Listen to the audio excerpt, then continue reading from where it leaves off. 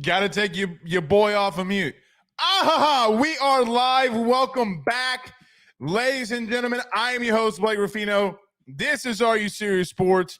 I hope all of you are making it a good one.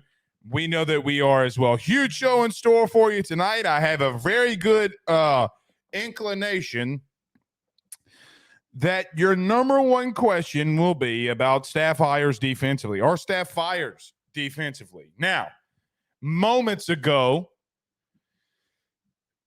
Florida defensive back coach Corey Raymond was fired, and it's already starting, and let's talk about it. We will do that tonight. There are a lot of people saying that they think Matt House would return. Let's talk about it. I will make my case. I'm sure you will make your case. Others have made theirs. What is the truth? What is realistic? What will we see from BK? Now, Bryant Kelly did talk today on Paul Feinbaum's show, and he said that he will evaluate coaches over the next week to 10 days, and we will go from there, which to me sounds like that there's going to be a little bit of shakeup. We'll see how that goes. But we will, I promise you, get to all that.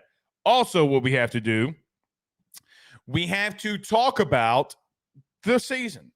Guys, the regular season's over. LSU went 9-3 in August. Or at least my prediction was that the floor for LSU this year, after what I'd seen during the fall, was 9-3. Here we are, the floor. You had a lot of good things happen offensively. You had a lot of bad things happen defensively. Let's talk about it. Oh, and by the way, we have to break down the Texas A&M game. And LSU got some good news, as Sean Washington has announced via social media that he is committed to JUCO transfer, has committed to LSU after talking to Frank Wilson and Bryant Kelly, an area that LSU definitely needs inside in the interior along the defensive line. So we'll talk about him as well. Not the only news that has happened over the last couple of days in the SEC. Also that has happened, Texas A&M has a new head coach in Mike Elko. Jeff Lebby is the new head coach at Mississippi State. We'll talk about that. Oh, and by the way, Carter Bryant joins us at 7:30. We'll talk about the game, some of the staff hires, what he thinks, what he doesn't think. We got a lot to address. John Bailey says Corey Raymond built DBU. No, he did not. Guys, no, he did not. I have a feeling that I know where this show is going. No, he did not. He did not get Patrick Peterson. He did not get guys like Corey Webster in what was the start of DBU. No, he did not. There are reasons that coaches get fired and hired. Now, I will talk about this in a minute. Florida secondary was not good. Neither was LSU's the last 2 years under Corey Raymond. What if I told you that Florida wasn't even in the top 75 of passing yards allowed last year? They're close. Well, let me recheck that during the break. They might have gotten into the 75s because they did play Florida State and Tate Rodemaker. They're probably within the 70 range. I think they're right at 70 if my math would compute in my head quickly enough. So we'll look. Come on, man. There's you can say Billy's fire is trying to find scapegoats. No, he's not. No, he's not. I mean, come on. John, no, he did not build DBU. DBU was already established. Stop that.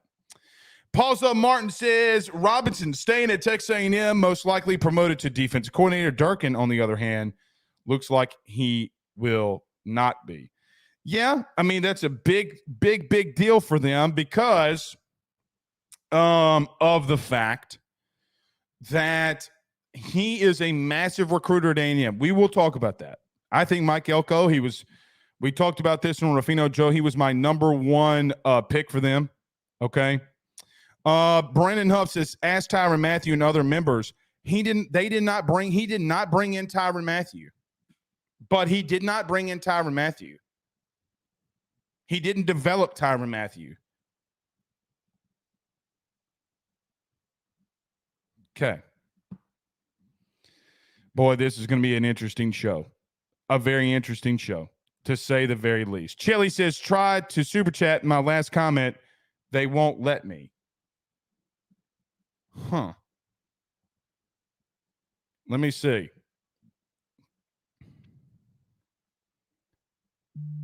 Should be good to go. I don't know. Should be good to go. I'm not sure, Chili, what that is about. Not sure what that is about. They have had some issues on YouTube. No idea what that's about. All right, we got a lot to touch. We got a lot to talk about here tonight. A lot of people asking if Matt House is leaving. We'll touch on that right out of the break. And yeah, so we got a lot to touch on. Everybody do us a favor by hitting the like and share to all of those social media groups, share to all of those social media pages. If you're listening to us, watching us on YouTube, like, subscribe, and notification bell wherever you listen to podcasts. Rate, review, and subscribe. We greatly, greatly appreciate it. Let's talk about our good friends over at betonline.ag. Our good friend Tyler Alexander over at eXp Realty. Don't go anywhere. We got a lot to discuss. Next. BetOnline is the fastest and easiest way for you to wager on all of your favorite sports, contests, events with the first-to-market odds and lines. Find reviews for all the news for each league, including Major League Baseball, NFL, NBA, NHL, combat sports, college sports, esports, and even golf. BetOnline continues to be the top online resource for all of your sports information for live in-game betting, props, and futures. Head on over to BetOnline today and use your mobile device to join and make your first sports bet. Use our promo code BELIEVE50, that's BELIEVE50, BLEAV 50, to receive your 50% off welcome bonus on your first deposit. That's betonline.ag, betonline.ag. He will sell your house and find you a new. Well, Tyler's the man, he's here for you. If you want to buy or sell, well, it's not too late. Dial 955-0008. Just call 955-0008. Y'all call Tyler, he'll shoot you straight. We're back.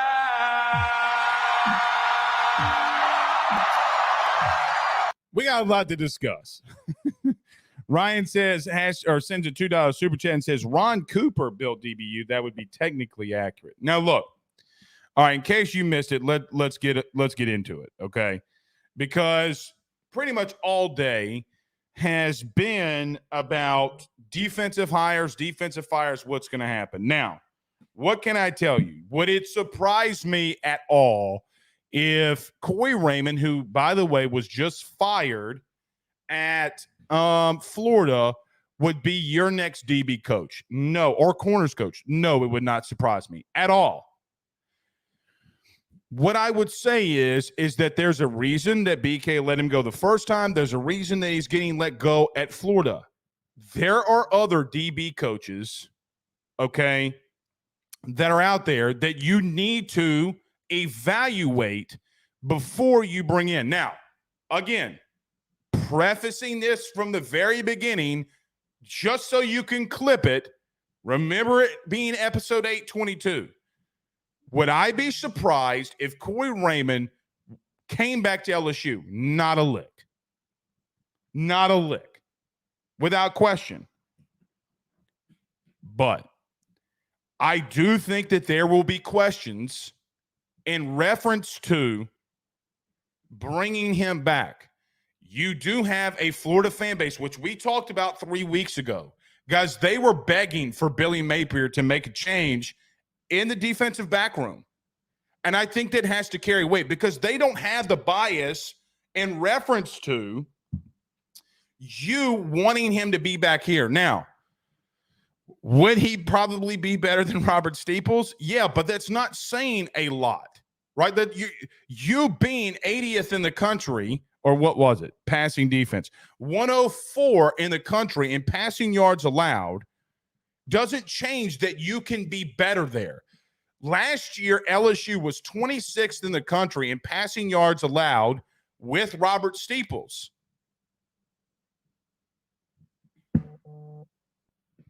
I mean, they were. Like, you can go and look that up for yourself. We're not making that stat up out of our ass. You're talking about a top 30 secondary that was built by seniors that came out of the portal. You also were left in a very dire need of corners when Corey Raymond left. Can Corey go out and recruit at a high level? Yes. Would you have to question some of the developmental traits or developmental things that he has had over the last couple of years? Also, yes. I don't think that that's a hot take. When you have multiple seasons where your pass defense does not eclipse over the 50 mark, whether that be at LSU, whether that be at Florida, yes, there has to be question marks, because even though he's had success here, you know who else had a lot of success here? There are a lot of coaches that had success here. Now, do I think Corey's a good coach? Sure. I don't think he's a bad coach. But if this were anybody else with Louisiana ties, would you be asking those same questions? That would be number one.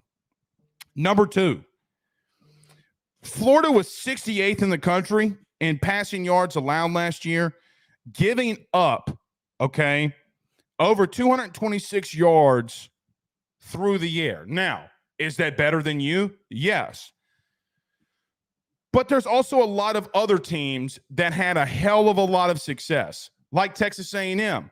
Guys, their defense was top 20 in passing yards allowed. Alabama, Georgia, Florida State, Iowa, for crying out loud, Virginia Tech, Ohio, NIU, Northern Illinois, Clemson, Michigan, Notre Dame. There have been and are a lot of schools that have had more success at DB than you have, let's call it what it is, over the last 4 years. Did you recruit at a high level at times? Yeah, you did. Getting guys like Elias Ricks, who, by the way, was an Orgeron thing, and Derek Stingley. But you remember how that played out. Now, again, and I will say this until I'm blue in the face, do I think, or would I be shocked, and would I be even mad that Corey comes back? No. But the truth, you will have question marks on that hire. And if you don't, then I don't know. The other thing is today, and I'm not going to bring up where it came from. You know where it came from. There has been a lot of people talking about today in reference to Matt House. The question was, or posed, or the thought was posed, would Matt House return, and to prepare yourself for him to returning? Is it a possibility? Yeah. It's, guys, he's not fired. Him coming back is obviously a possibility. Until that announcement comes, which it could happen during this show, that he's fired. Could that happen? Yeah. Could he stay and there be a lot of staff changes? Also, yes. But here's another truth. Whether I believe in Matt House or I don't believe in Matt House, here is the unbiased, God-forsaken truth. You are not a top 100 defense. The number one offense in the country, and you could not have produced a top 100 defense. Scoring defense, you were 79th in the country. Passing defense, you were 104. Rushing defense, you were 89th. And third down defense, you were 116th. On third down, you were almost dead last in the SEC at 13th. The only team that you weren't worse than was Vandy. Rush defense, you were 13th in the SEC. The only team that you weren't worse than was Vandy. In and pass defense, the only other teams that you weren't worse than was South Carolina and Vandy. So, do I believe that Matt House deserves another year? It's not my call. I have my opinion, so does everybody else. But I do think that it's a little bit, I don't agree with the argument that it's strictly personnel related. Because literally in the second half in a game against Texas A&M, Brian Kelly came out and said, look, we called something different. We hadn't called this all year. It worked, and we stopped Texas A&M. So wait, you're admitting to changing things schematically, okay, and it working? Well, some of it worked because you put Deshaun Womack out there. You put Whit Weeks out there. You gave up some bad plays, and I will admit, the Omar Spates touchdown that he let upon himself was egregious. You cannot defend that. But you needed an average defense. Guys, you needed a top 75 defense. If you had a top 75 defense, what happened in Ole Miss does not go down. What happens maybe even against Alabama, you may lose that game on the road because Jayden did get knocked out, but you're not going to give up 42 points. That's not going to happen. So, when I look at what LSU defense was this year, guys, it's the worst that we've ever seen.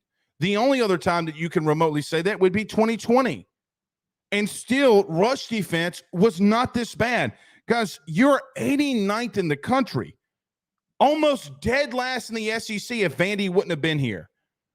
Next year, if this were to continue, you would be 15th. If you added Texas and Oklahoma. Passing defense, look, it is what it is. You got multiple corners hurt. You got Alexander from Southeastern that got hurt. You have two safeties in Sage Ryan and Javian Taviano that have to play the boundary corner and didn't play bad. I thought the hit that Sage Ryan had, it looked like some things started clicking for him through maybe like the last 3 weeks since the Florida game. He had not played bad. He is constantly one of, if not the highest graded player on your team defensively. But yes, you got to get better personnel in here, and you got to be better play calling. Guys, one area for sure that LSU did not get better in, it got worse, was on third down. Third down, the last 2 years defensively, you've been abysmal. That is more than personnel. That is coaching. That is scheme. That is want to. So don't tell me it's personnel when you had the same exact issue a year ago. If there's one underlying issue, maybe it's not the players. We can't always put it on the personnel. And I am as, what's the word I'm looking for here? I don't want to say stringent or I don't want to say I am as I don't even know the word. I'm just going to try to come out here and tell you the truth the way that I see it. Whether you agree with it, you agree with it. Whether you don't, you don't. Okay? But when I look at this team, you should be playing in Atlanta on Saturday. You know it, and I know it. And don't act like things have gotten better at times defensively. Great coaches do not get fired. Great position coaches don't get fired because they recruit at a high level, they develop at a high level. So, yeah. We got a couple of super chats here. Let's get to a couple of them. If you want to get your comment read and send in a super chat, we will read it. Jason Morgan says a $9.99 super chat says Ron Cooper is responsible for Matthew Peterson, Simon Reed, Claiborne, etc. Several were already there when Raymond got to LSU. That is true. That is true. 1,000%. Thank you, Jason, for the super chat. He's not wrong. Claiborne, all those dudes. All of those dudes. So, look, again, would I be shocked if he's your next DB coach? No, I would not be. I cannot preface that enough. Just was on a show for a whole hour on Ruffino and Joe show. On Saturday, literally the words that came out of my mouth, if I told our guys, if there's a change at the DB room for coaching, let me know. Yes, because this has been going on for weeks. You know it and I know it. BK's not going to let stuff stand. Now, do I think that Brian Kelly fires Matt House? I do not know if Brian Kelly will ultimately come to the decision to fire Matt House. So maybe he will allow him, when the NFL season is done, to move on back to the NFL, be an NFL guy. The problem with that is that unless you got things worked out and you have your dude, which I don't think that you do, okay, then you run the risk of the top coordinators in the country not being available. Now, Brian Kelly was on Paul Feinbaum today and says, look, we got to go in-house and start recruiting. We got to go in-house and start doing some things, okay? We will evaluate over the next 7 to 10 days. What BK is going to do is they're going to go out on the road to houses and start recruiting. But I think he's going to tell dudes if they're going to be here next year or not. And I do think that there's going to be staff changes. When it comes to Matt House, I just don't know, and have I been told either way, on November the 27th, the year of our Lord, I have not been told either way if he's going to be fired or if he's not. So, could that change in 5 minutes, 2 minutes, 1 minute? Absolutely. Because in this business, when it comes to silly season, things can change on a dime. You could get a phone call right now and say, hey, man, Matt House is out. The announcement's on its way. Okay, sounds great. And you never know. All right. But the bottom line for me is, do I think, would I walk away from Matt House? I would have to really come to a justification that I can stand on to not move on. Or at bar minimum, blowing everything up defensively from a position coach standpoint and rebuilding it. At minimum. At minimum. But this cannot continue. Guys, being 116th on third down that cannot happen. It cannot happen. That is trash water. All right. John Sibley Butler with a $50 super chat. Thank you, my man, for that super chat. It says, from one demon tiger to another, tell me straight up why the LSU fan base took so long to embrace Jayden Daniels.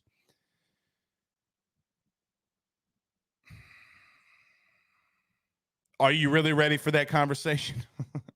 Look, I think that some people, John, didn't like his style of play. But the thing that I always maintained, go back to any episode of last year. Hell, go to the Auburn game from last year. Things had to be better, and they did get better. But what Jaden's style of play is not like what we've seen at LSU. You're going to have to live with sometimes him not hitting a wide open receiver and taking off with his legs and getting 20. Or like what happened on Saturday when he tucked the ball on 4th and 4 and ran for 49, and then the rest was history. That's just his style of play. What the frick do I care if he's gaining 49 yards on 4th and 4 with his legs or if he's doing it with his arm? I don't care. I could care less. I could care less. But thank you for the super chat nevertheless. Leighton Linder says, Blake, eat green bean casserole, ? Or let Matt House stay. Any recruiting news, go Tigers. I'm eating green bean casserole. Recruiting news, yes. Sean Washington, the defensive tackle, who was formerly at Georgia, okay, went to JUCO, now is committed and coming back home to LSU. Keelan Moses is going to be committing soon. Bryce Underwood is going to be committing soon. Harlem Berry is going to be committing soon. Oh, and you got Nash early signing day very soon. So, yeah, there will be some recruiting news very soon. Thank you for the super chat. Michael Moore says J.D. Heisman, but with the 5 as the S. Yes, indeed. Thank you as well for the super chat. And Semper says hire Brian Noor. I hadn't thought about that. I have not thought about that. That would be interesting. That would be very, very, very interesting if he did. But we'll see. We'll see. Thank you all for the super chats. Carter the Power Bryant is in the building. What does he think about Matt House? What does he think about the coaching changes, the staff changes? We'll talk about that with him next. Let me talk about our good friends, though, over at Avid Inspection Specialists. Guys, I got to tell you, if you own a business, you own a home, or you're about to own a business, purchase a business, own a home, you need to call Avid Inspection Specialists. Mold inspections, lead inspections, asbestos inspections, and look, they can even got drones. They out here with a whole AI drone work with their 11th month new home warranty inspection guarantee. 225-717-5591 is their phone number, or visit them at avidspecialist.com. That's avidspecialist.com. If you have an issue, make it the realtor problem. Get it inspected before you buy it. Call them today. Again, 225-717-5591, LHI number 11331. Let's talk to Carter Bryant next. By the Drake Williams Law Firm, drakewilliamslawfirm.com. Whether you've been injured in an accident, you're preparing for a future with your estate planning, you're getting ready to close in on a real estate deal, or you're about to welcome a new addition through adoption into your family, or you're facing criminal charges, you need very experienced attorneys, and that is what the Drake Williams Law Firm will be able to do for you in navigating the legal system. The door to their cozy office in historic downtown Ponchatoula has been open since 1981. They have helped thousands and thousands of Louisiana families and individuals win cases, close on real estate deals, and regain that peace of mind. Their lawyers over at the Drake Williams Law Firm, Ernie Drake III, Ryan J. Williams, and Summer Vicnair, are very determined, compassionate, and dedicated to their craft. It's the Drake Williams Law Firm, drakewilliamslawfirm.com. Give them a call today at 985-386-7600. Tell them your good friend Blake Ruffino at AYS sent you on by. Guys, you might know my good friend Carol Falls and all the great service that he provides over at State Farm. He is your good neighbor after all. But did you know State Farm has surprisingly great rates as well? Along with the great neighbor service, State Farm agent Carol Falls has surprisingly great rates for everyone inside the state of Louisiana. So call him today at 985-395-4300, 985-395-4300 for all of those surprisingly great rates on auto, home, and life insurance needs. Like a good neighbor, State Farm is there, and individual premiums will vary by customer. All applicants subject to the State Farm underwriting requirements.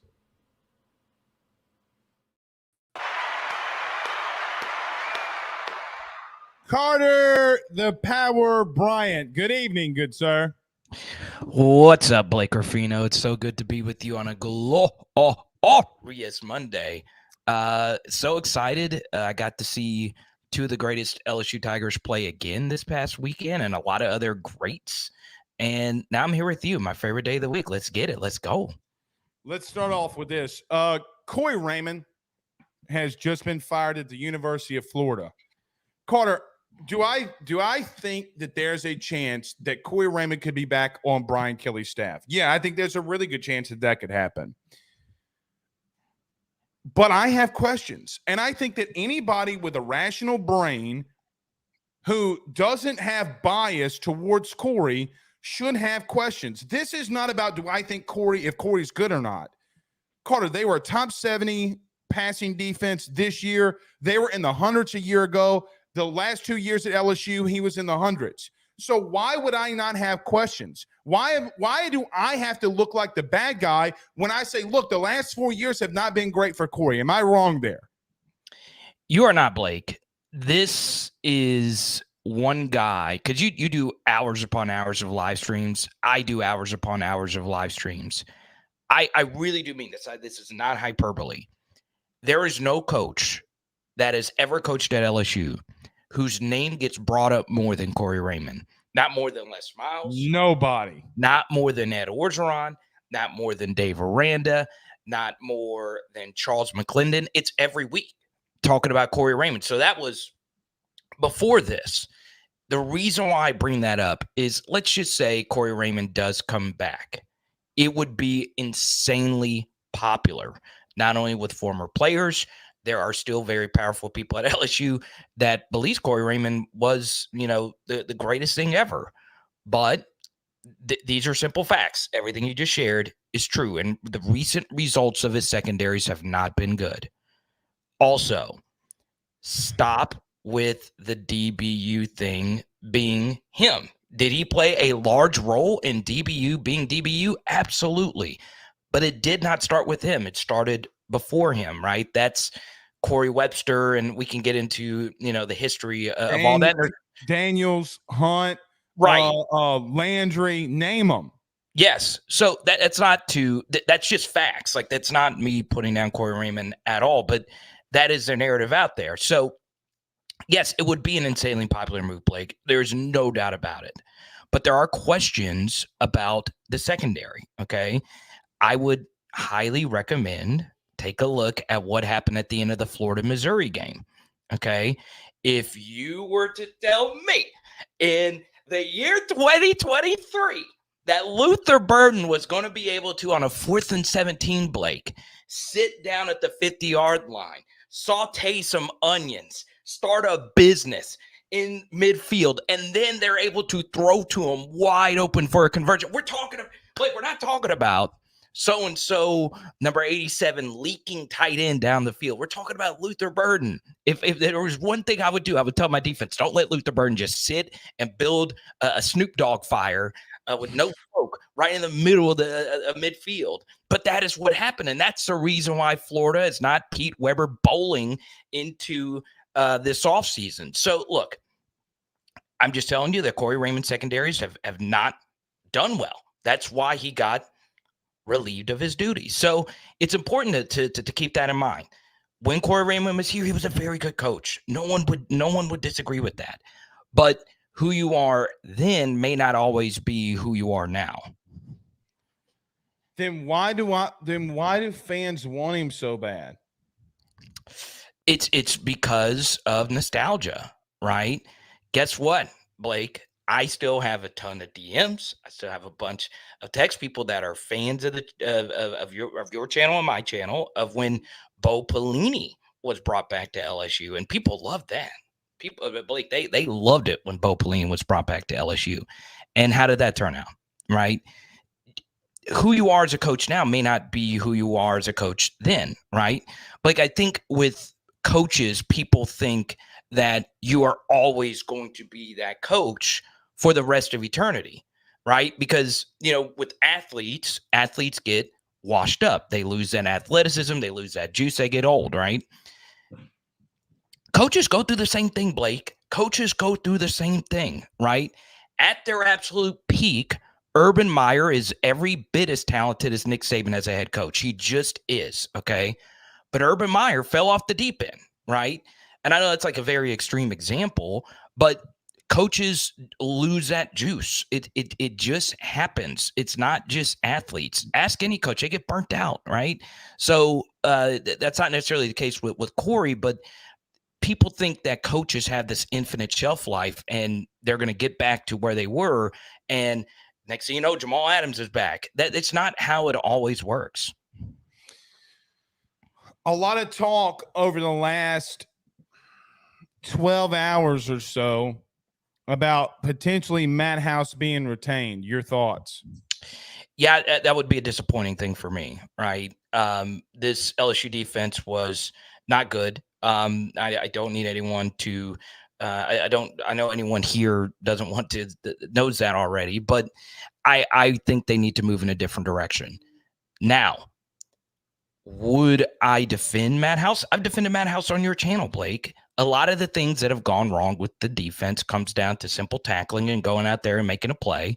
But a lot of it also comes down to why versus Texas A&M, when you had the two trail thing work one time, you go back in the quarters and you give their quarterback, who's a third stringer, easy completions, right? I think they need to go in a different direction. What are your thoughts? I tend to agree. Carter, total defense, they were 101. Scoring defense, they were 79. Passing defense, they were 101.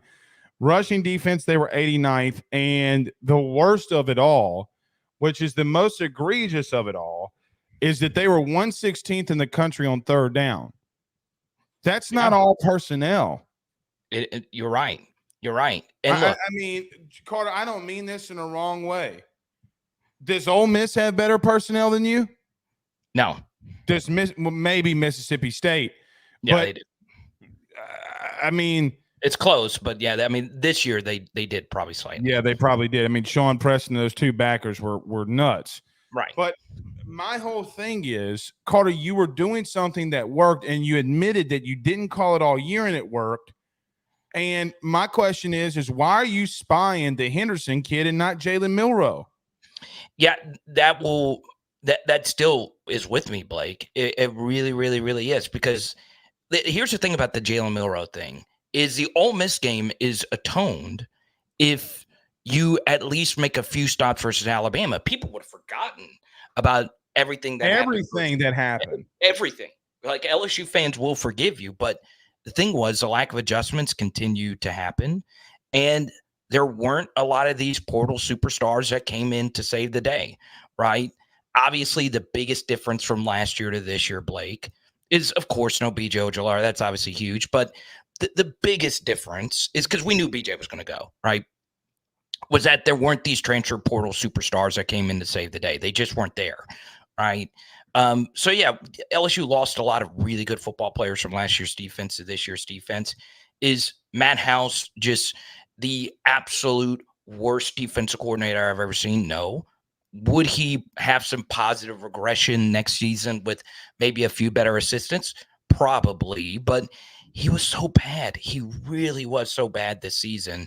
I think when people blame him for everything, that's obviously not smart. That's just not true. Right. But I would put everything that went wrong with the LSU defense at about 65-35, 65% on Matt House, 35% on the personnel. Yeah, and I'm somewhat right there with you. I'm more like 70-30, 75-25. Like, I'm not far off from you.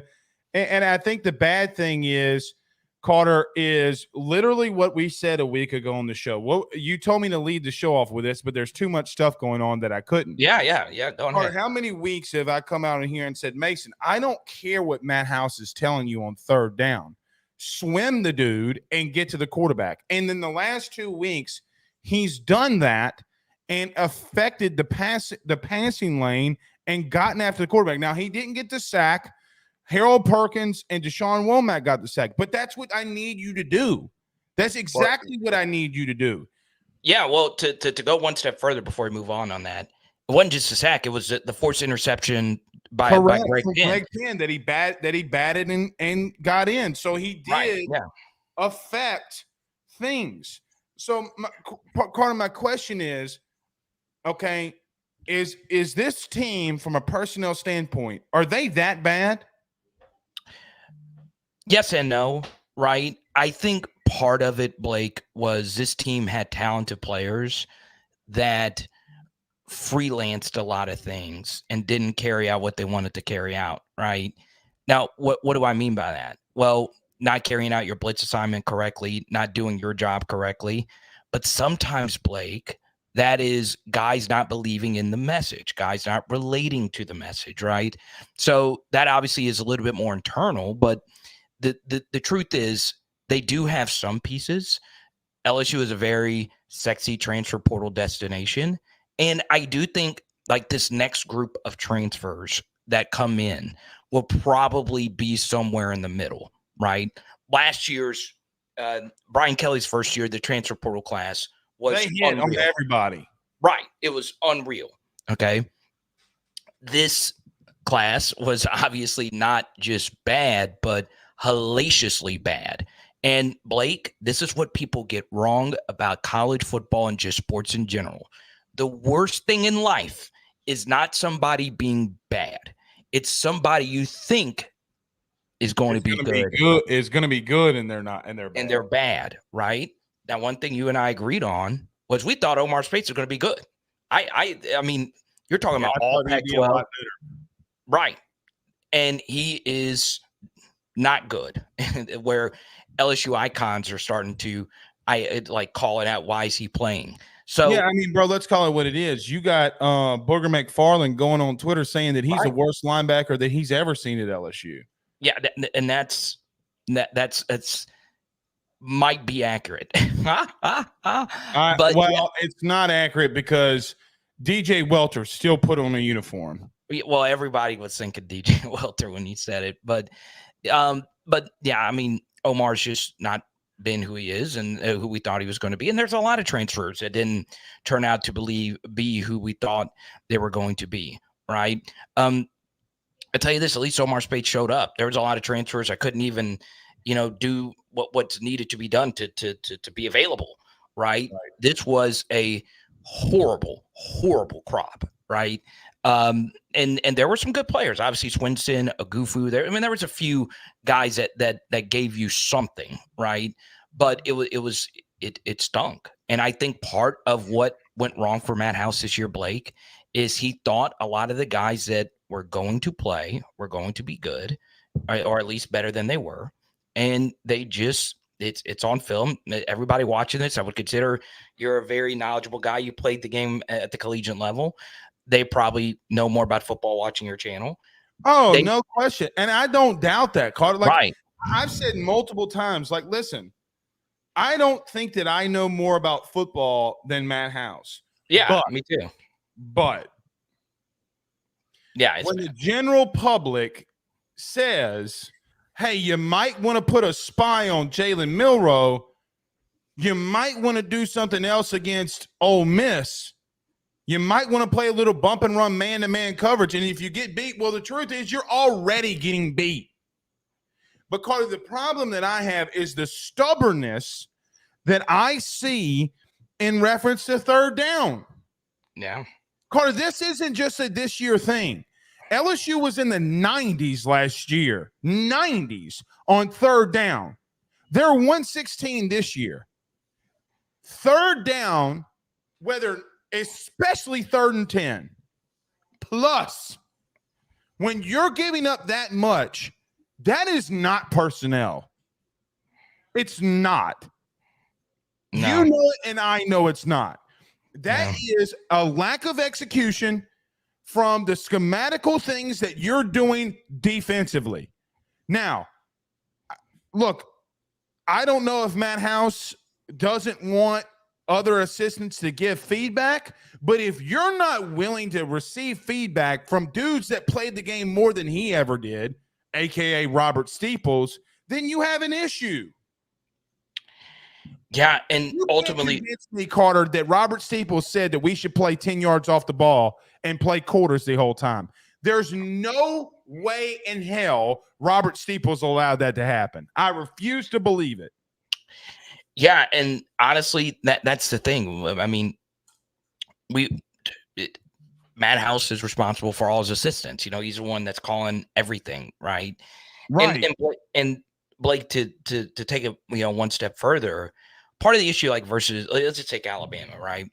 When you're playing against Jalen Milroe, you can't give him the information of where everybody's going to rush from, right? And right. so basically, Jalen Milroe could tell pre-snap where all the guys are coming from in so many different angles. Pause. But the truth is, in the second half of the Texas A&M game, Matt House did a good job of putting Harold Perkins in positions that created better matchups for everybody up front, right? So let's take one example. Paris Shand, who struggled to get rushed this year. Well, he put Harold Perkins in a spy, and that opened up a one-on-one opportunity for Paris Shand. He got rushed to the inside, and Harold Perkins, cleaned it up on that long third down deep in their own territory, right? So it's interesting. If you would have just done that a few more times versus Milroe like they did in the first drive, you're probably winning the game, right? So it's a tough pill to swallow, but lucky enough, Jayden Daniels was able to win the games that we needed to win. All right, let's talk about something else besides that. Let's get to something positive. But let me get to the super chat from Player X. Let's hear it. Who says, do you think BK took over some play calling duties in the second half versus A&M? If so, that tells you if he's keeping house or not. Yeah, so let's actually go back to the Ole Miss game last year, Blake, where there was a huge admitted public, transition in defensive scheme from the first half to the second. That was a huge adjustment. No question. And you can just look at the defenses that changed from the first half to the second. Okay. Then this year, Blake, we saw this versus Texas A&M where they went into this technique called two trail. Now, I'm not a coverage expert. I'm not Brandon Taylor, obviously, but I did my best to explain it on, my channel. I was able to get some all 22 angles being at the game, and it was amazing how effective it was. Now, we don't know a gazillion million % who specifically thought that out, but I would guess it would have been it sure shit wasn't Matt House. Exactly. I would guess it would have been Bryant. So that was really impressive. The biggest thing for me, Blake, is when I look at the defenses that have done a really good job of stopping great offenses, right? Take Lou Amarino of the Bengals versus the Chiefs. Take what Kevin Steele did versus Joe Burrow in 2019 when he was a DC at Auburn. The teams that do a good job of stopping people are the ones that give good offenses different looks. Give them something that you've not shown yet, right?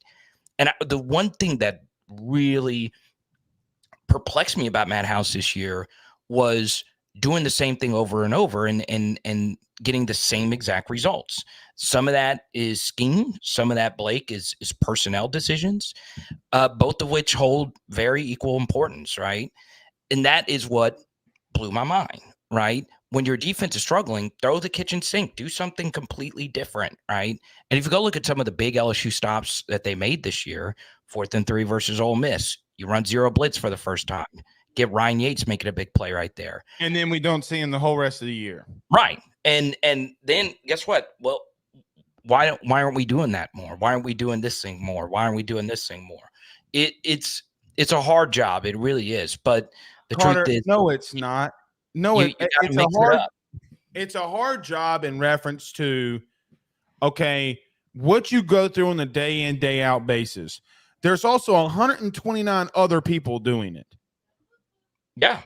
And not getting paid $2 million a year. And not getting paid $2 million to do it. So with all due respect, bullshit, it's not, because you've seen things that work. That does not fly here. No, if we're going to have to be real and bring up the Corey Raymond, hey, man, the last 4 years, his secondaries were well below average, then how can I say on the biggest down in the country or just in football in general is third down? And Carter, you are ass.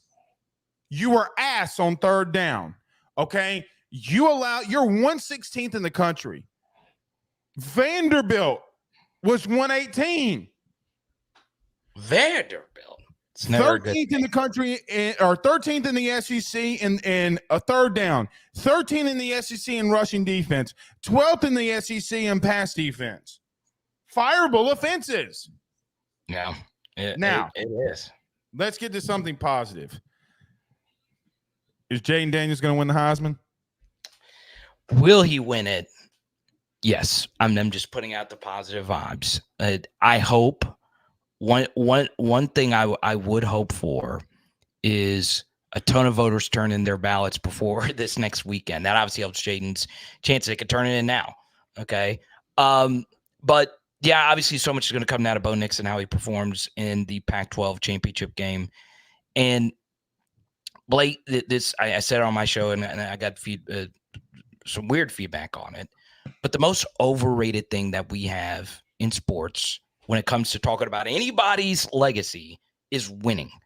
Winning when it comes to anybody individually is so overrated, right?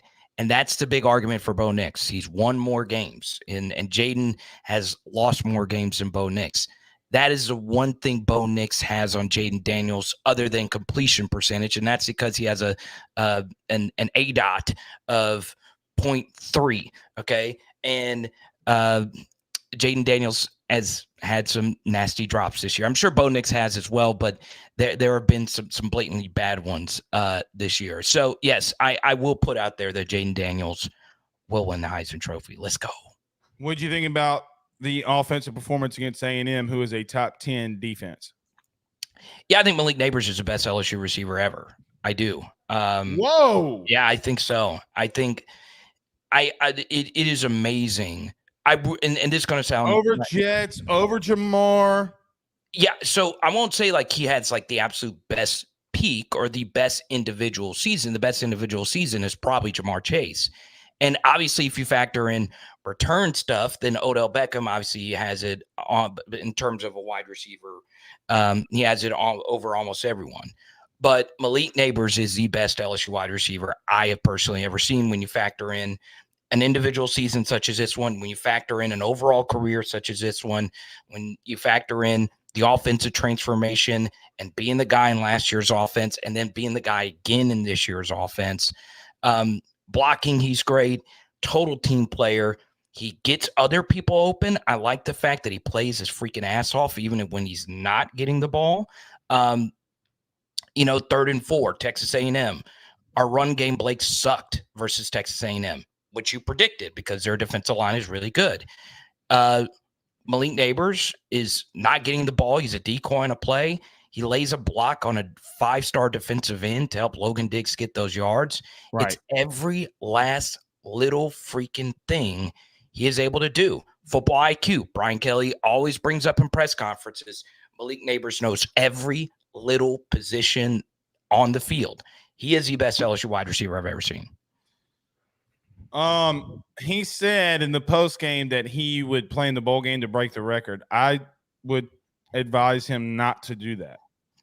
Yeah, obviously you would like to see it, and part of that. And look, I want him to play the bowl game. I'm just saying, like, look, man, why would you risk yourself getting hurt? Yeah, like, and something else about that, Blake, is I think part of why he said that is because he feels bad that Kyron felt so bad about that. Dude. Yeah. Kyron was, and look, that man showed passion, and he was broken up about. And look, Carter, here's the truth. I said this in my postgame show. He's just trying to go all out so his guy breaks that record, right? And even Malik said, the first thing he said when he got the game ball, he goes, Kyron, I'm going to get, like, this isn't on you. And Kyron was going all out for his dude. And the thing with Kyron, Carter, was everybody from ULL, South Louisiana, LSU spelled backwards, was that he was a selfish dude. Well, I got to be honest, he might be the most unselfish dude on the field. Yeah. I mean, you know how much I love Kyron. Like the Missouri game when he only had one catch but completely dominated with the blocking. And he takes a lot of pride in blocking. We've compared him to Hines Ward on here. It sucks. It wasn't even the most blatant holding you'll ever see. No, right? It was so ticky-tack. And it just really looked like holding to the point where players on the field stopped playing, which I thought was very interesting. But, yeah, I mean, I'll say it again. Jamar Chase had the best single season. I know people are going to go crazy over this, but I go back to Malik Neighbors, right?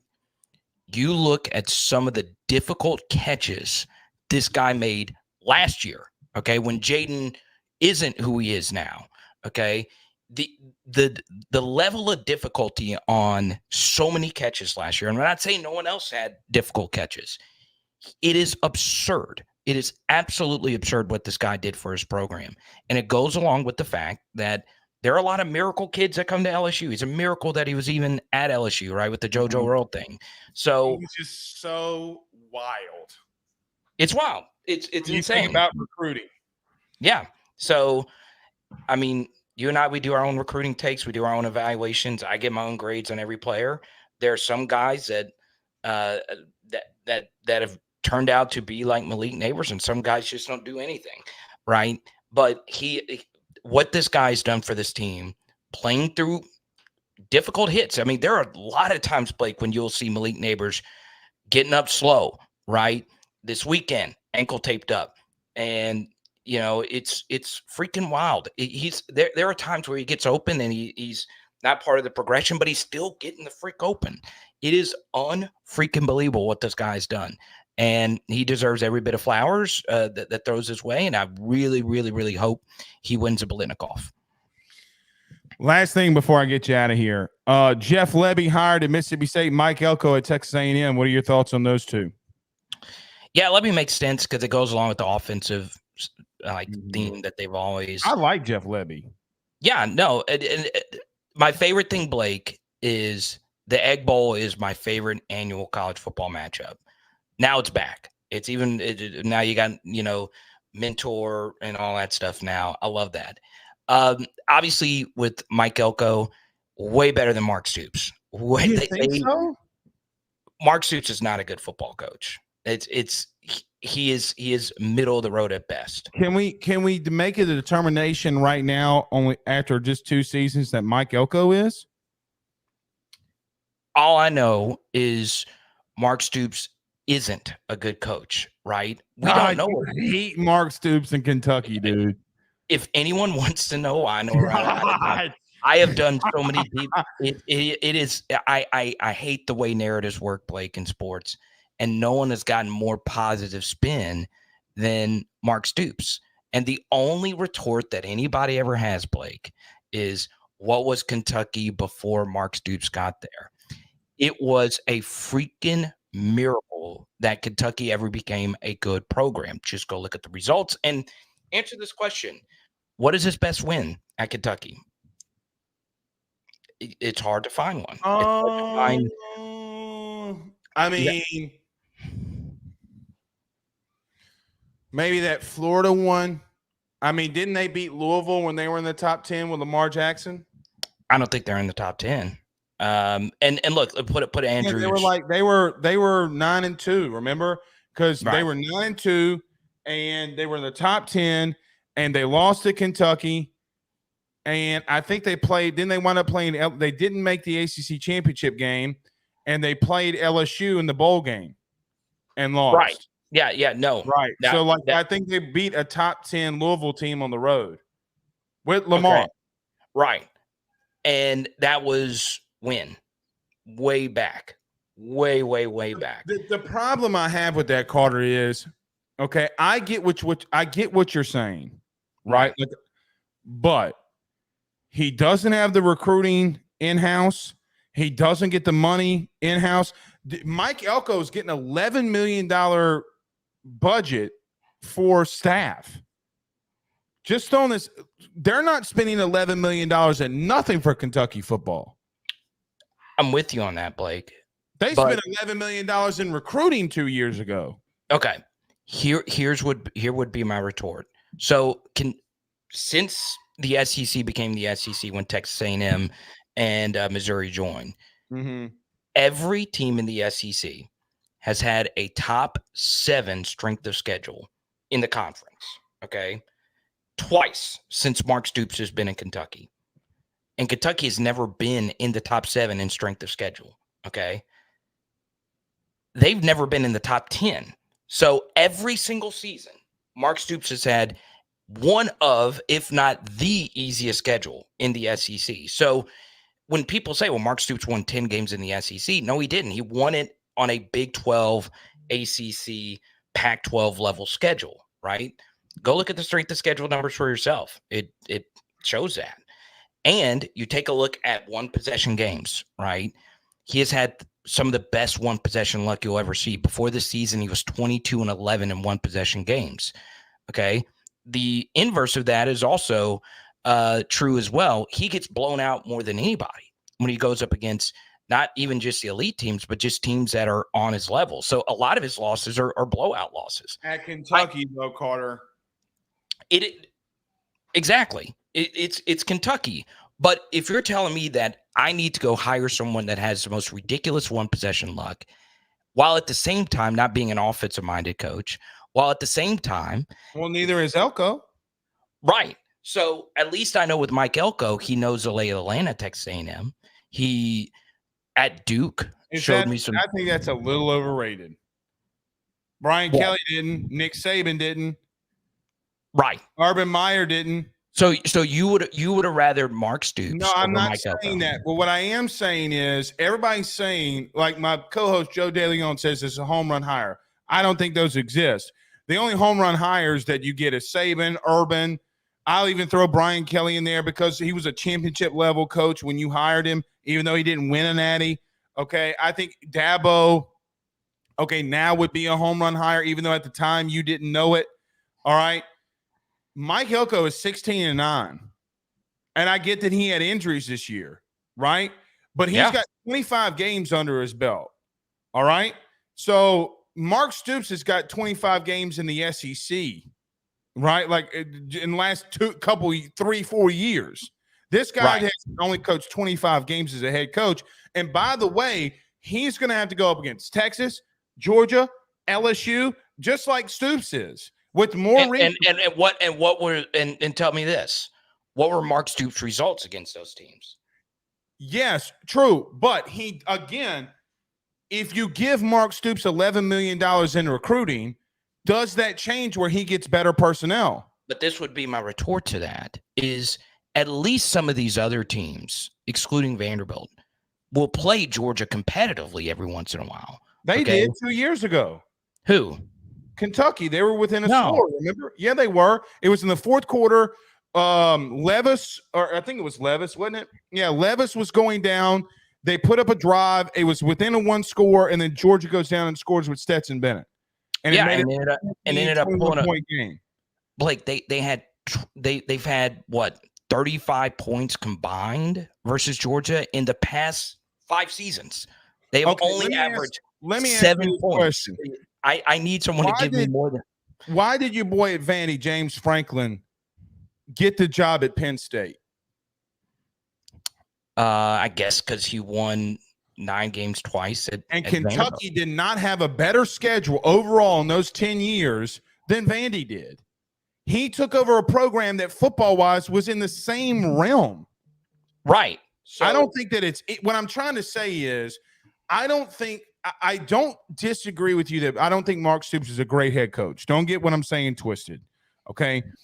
But I do think he's more experienced, and I think he's a less risky hire than Elko is. Yeah, I strongly disagree with that for this reason, because I just don't think Stoops is that good, man. Like, to have a second round quarterback who has shown life in the NFL, Will Levis, who took a record amount of sacks, okay, to consistently have bad offenses with that guy at quarterback and Chris Rodriguez at running back. Blake, there was 3 games last season, not 1, not 2, but 3 games last season where Kentucky didn't score double-digit points. Right? I also saw him take a wide receiver and Lynn Bolden and win 9 games. And that was very impressive. Right. So, again, when you say I get what you're saying, I don't disagree. But to come out here and say that Mike Elko over 25 games is a knockout, slam-out hire over Mark Stoops, who, by the way, has coached in the SEC, is you don't know. You have no idea what Mike Elko is about to do. And you also don't have any idea what Mark Stoops is going to do at Kentucky. I know what the floor is at Kentucky. And Carter, we're not in the East and West anymore. I know what the floor is. But that's what makes it That's what makes me not want to hire Mark Stoops. That's what it honestly does. Because why do I have to come out here and pretend like I'm trying to defend Mark Stoops? Here's the thing. All right. Kentucky was able to game their schedule. All right. To the point where, and if you, I've done an hour worth of content talking about how Kentucky was able to game their schedule and do things that the other SEC teams didn't have to do, right? So you take a look at the past decade. Let's just use an LSU football team, for instance. What has been LSU's toughest game over the past 4 years? No. The toughest game, the toughest spot. Let me say the toughest spot. It's what? It's a season opener. It's a season opener, right? Oh, I thought you meant like in the SEC. Yeah. My bad. Okay, yeah. So Kentucky over this during the Mark Stoops era is the only SEC team that did not have to play a Power 5 team in the first game of the season. Okay, so no, they play them at the end of the year, right? So they play Louisville at the end of the season, right? That makes it easier for you to start. I don't disagree with that, but he's not overscheduling. That's the point, though.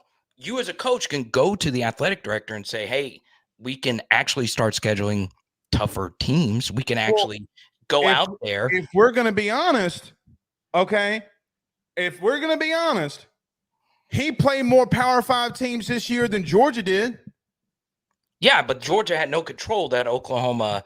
He played more Power 5 teams than Alabama did throughout the years because they have that Louisville rival. I remember. No. They play the same amount. Because Louisville. No, remember the year? I think it was like Remember the year Alabama opened up with like 2 cupcakes? What year was it? Frick. Well, I'll have to look this up. Okay. So here playing 8. Okay. Power 5 opponents. Right. So everybody has to play 9. Okay. Everybody has had to play 9. You don't remember what, guys? Remember, tell me in the chat. There was the year that Bama won a national title and they played 8. And they got exempt because, remember, God dog it. It was early Saban year. Okay. That's 1 year. All right.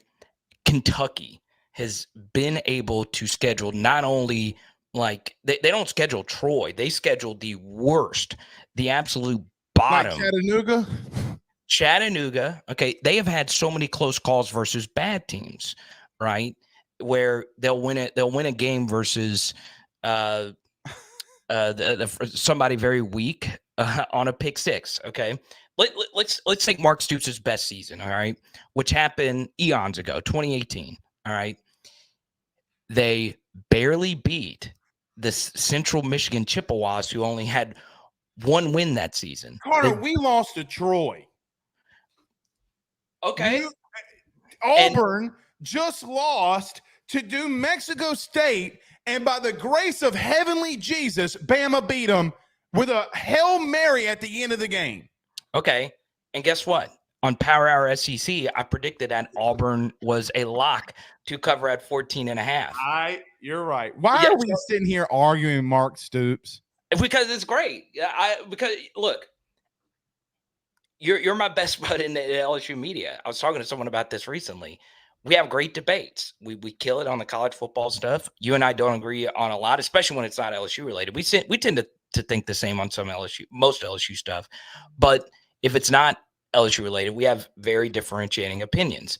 Where I would here's what I would say about Mark Stoops. Okay, if you actually go look at some of these non-conference teams that they play, all right, and you take a look at the success that he had at Kentucky, the main reason that they had success is because of an exodus of all-time great coaches around the same time. Okay, so for instance, all right, Steve Spurrier.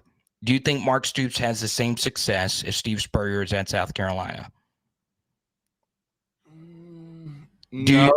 Okay, so let's take it one step further. Gary Pinkel.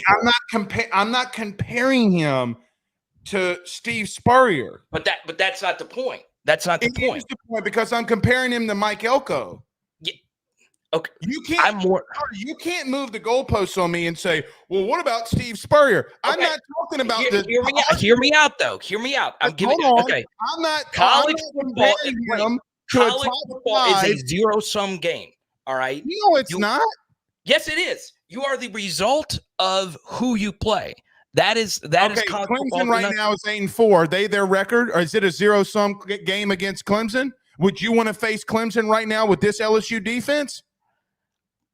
Bring them on. You bring can them say on. bring them on, but your record, it's different in the NFL. Your record is not always who you say you are. Right. I agree with that. AKA Washington. So it's not a zero-sum game. Yeah. Hear me out. Okay. All right. Mark Stoops, his success began when Steve Spurrier left South Carolina. All right. Because he got old. Gary Pinkel, for health reasons, had to leave Missouri. All right.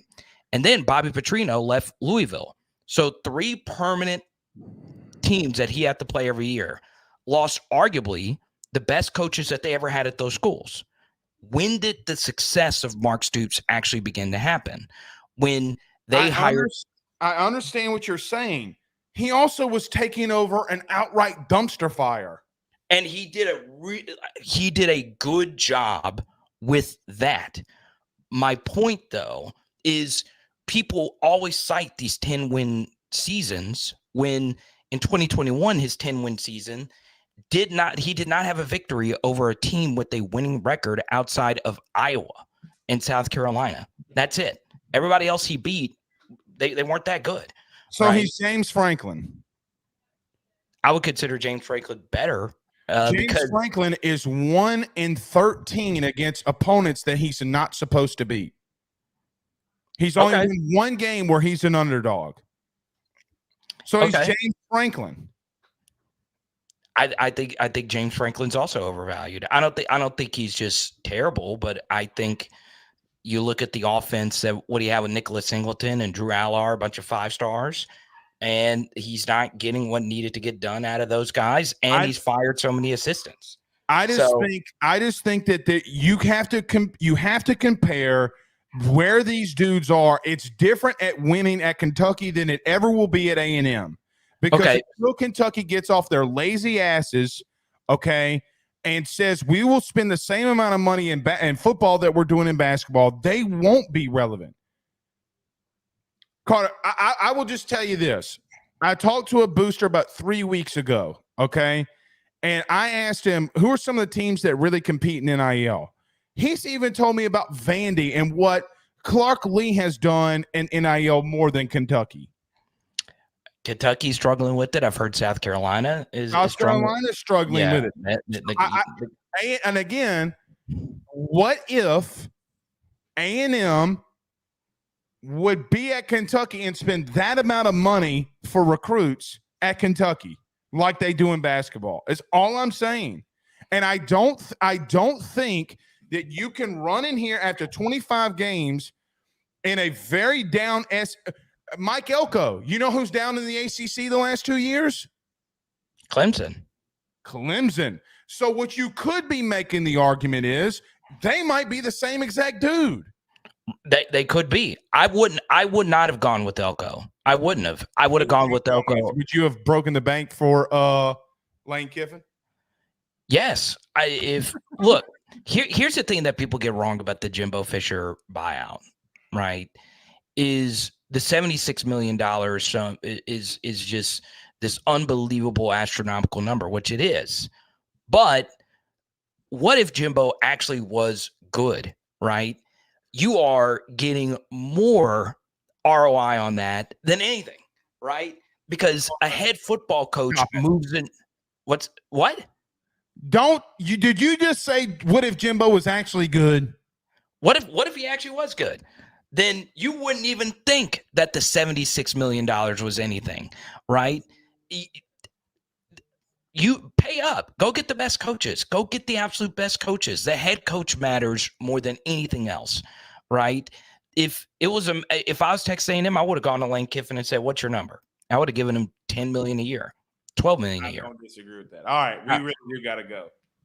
Oh, did we go long?